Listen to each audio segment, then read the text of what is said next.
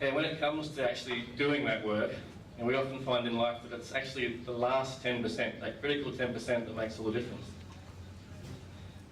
That's where the growth occurs. When I was training in powerlifting, we call it progressive overload, which basically meant that the last rep of every set was basically almost a failure. You were trying to make that last rep a real struggle, and if it wasn't, you do another rep, or put a little bit more on the bar, because that's where the growth occurred. If I wasn't pushing myself, if I wasn't struggling through that last rep, I wasn't going to grow. I'd stay within my comfort zone. And like the other area of that was leading up to a competition. It was always, I'd have like a 12-week training cycle, and the last 2 weeks were always the toughest.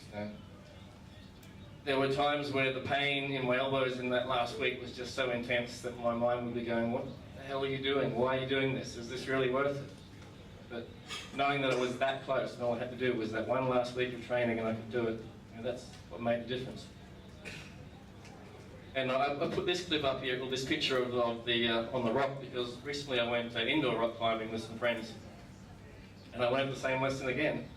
The first one I picked quite a challenging wall for me. It was about 18 metres high. And it was quite easy the first few metres, and then it got a little bit harder and a little bit harder. And I was about 2 metres from the top, and my arms and my forearms were just killing me, and my body just wanted to give up.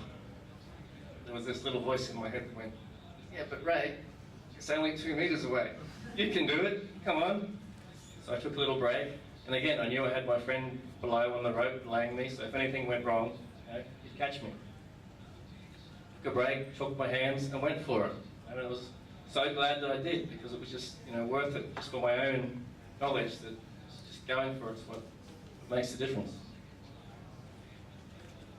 And it's the same with anything in life. It's that last little 10%, the struggle that actually causes us to grow and evolve.